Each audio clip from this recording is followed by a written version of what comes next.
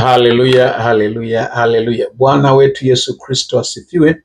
Ninamshukuru sana Mungu kwa ajili ya siku nzuri ya leo, siku ambayo Bwana ameifanya nasi tutaifurahia na kuishangilia. Ninakusalimu wewe mpendwa msikilizaji wangu popote ulipo wa channel yako pendwa ya Bado Kuna Ushindi TV. Ni wakati mwingine tena ninahitaji kukuletea mafundisho. Ni heri ukanifuatilia tangu mwanzo mpaka mwisho ili upate maarifa na upate kujua namna gani ya kutoka hatua moja kwenda nyingine.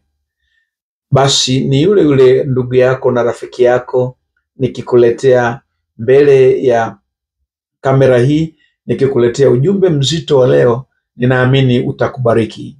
Basi ninaomba usiache kusubscribe, kushare na kulike na kucomment, kwa sababu wewe ni mtu wa thamani katika kazi hii. Jina la Bwana Yesu libarikiwe. Basi tuanze kwa maombi mafupi ili uweze kuelewana na neno la Mungu. Baba, kwa jina la Yesu ninakushukuru kwa ajili ya watu wako na watumishi wako. Sante kwa sababu ya upendo wako. Sante kwa sababu ya jina lako. Sante kwa sababu ya nguvu zako. Ninakushukuru kwa kuwa Bwana umeweka roho ya kuelewana na neno lako kwa mtumishi wako. Amen. Bwana Yesu asifiwe sana. Leo nina ujumbe unaosema siri 10 silaha ya kuishinda giza. Siri 10 silaha ya kuishinda giza. Kuna watu wengi wanahitaji kuwa washindi, lakini ushindi umekuwa mgumu kwenye maisha yao kwa sababu kuna vitu ambavyo wameshindwa kubaini kwamba ndio chanzo cha kushindwa kwao. Kwa hiyo leo ninataka kukufundisha hivyo vitu 10 ambavyo unapaswa kuvitunza na unapaswa kuvificha kama password yako ya benki, kama password yako ya simu, ili watu wasipate kuharibu malengo na blueprint yako. Bwana Yesu asifiwe sana. Lakini ili tuanze kile ambacho ninatamani tukitafakari, ni vizuri tukajua siri nini maana yake. Nini maana ya siri? Siri sio tu habari iliyofichwa. Ni eneo lililotakaswa la kiroho na la kisaikolojia ambalo limehifadhiwa kwa ajili ya muumba wako na wewe mwenyewe tu. Ni chumba cha ndani cha moyo wako ambapo maono, udhaifu na mipango mikubwa au midogo hukua na kupikwa kimya kimya bila kuathiriwa na kelele za ulimwengu. Hiyo ndio inaitwa siri. Ni chumba ambacho kimewekwa maalum na Mungu, maalum kwa ajili yako wewe, lakini pia na kwa ajili yake Mungu peke yake.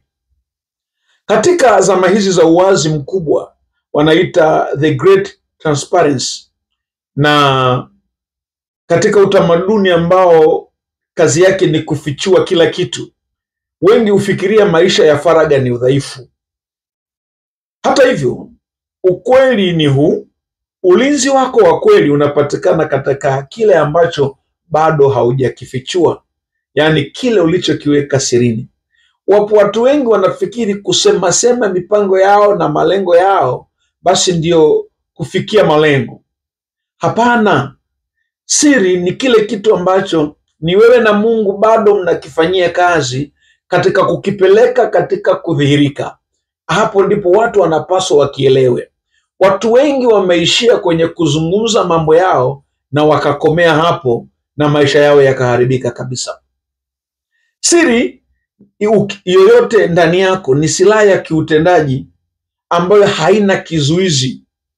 Shetani hawezi kukiona, watu hawezi kukiona, maadui zako hawezi kuiona, kwa sababu imefichwa kwenye moyo wako, mahali ambapo mwenye access ya kujua kilicho ndani ya moyo wako ni wewe mwenyewe na Mungu wako. Ni siri, ni silaha ya kiutendaji ambayo adui wako hawezi kukijua. Adui wa kiroho, hata adui wa kibinadamu hawezi kukijua, na ambacho kinaweza kushambuliwa. Siri unapoitoa, adui anaweza kuishambulia, anaweza akaiba au akaichafua.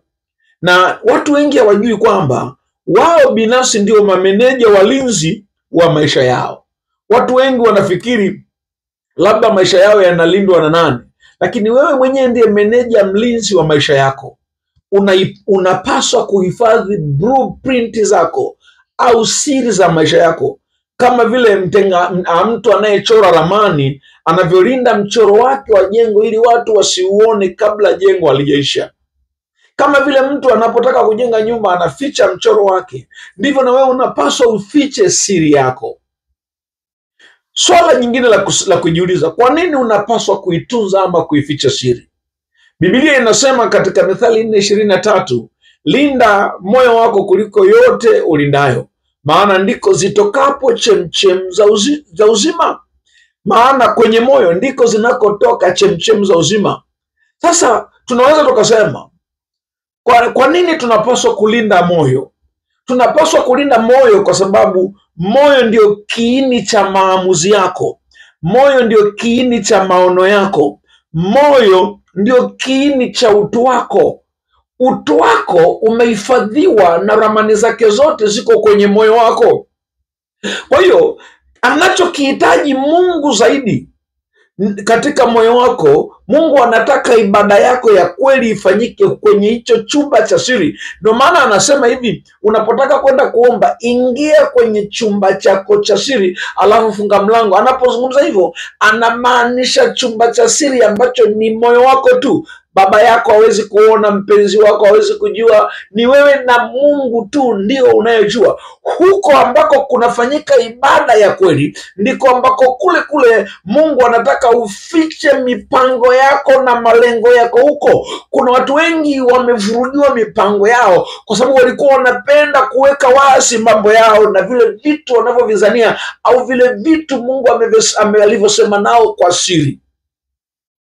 Yesu anahimiza katika kutafuta kusali, anasema, lakini wewe unaposali ingia kwenye chumba chako cha siri.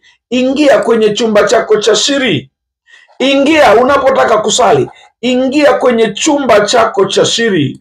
Kwenye chumba chako cha siri, na ukishafunga mlango usali kwa Baba yako aliye sirini, na Baba yako aonaye sirini atakujazi wazi katika ile Mathayo 6 na ule mstari wa 6. Kwa hiyo unapotunza siri, maana yake unapotunza siri unatoa eneo la kufanyia kazi kwa Roho Mtakatifu pasipo kuingiliwa na maswali ya kibinadamu, pasipo kuingiliwa na wivu wa kibinadamu, pasipo kuingiliwa na kukatishwa tamaa, pasipo kuingiliwa na wabaya na wafitina na wasaliti. Sikiliza, mafanikio yanakuwa gizani huwa na mizizi yenye nguvu sana. Huzaliwa silini na unatangazwa kwa matendo. Mafanikio yoyote ni yale ambayo yanatunzwa na kulelewa gizani. Huko ndiko ambako yanaweza kutunzwa na kulelewa na hatimaye yakawa na nguvu kabisa, kwa sababu kinachozaliwa sirini hutangazwa kwa matendo yake. Kile ambacho watu hawakijui ndiyo kitu cha thamani sana unachopaswa kukizingatia, unachopaswa kukiishi, unachopaswa kukifanyia kazi. Watu wengi mateso yao yalikuja tu pale ambapo walishindwa kulinda sana mioyo yao. Kwa hiyo kulinda moyo wako kuna maanisha kuficha habari zako nyeti kutoka katika mazingira ya jamii inayokuzunguka, au kutoa habari zako hovyo bila ulinzi. Ni sawasawa na kuweka maono yako au mipango yako hatarini.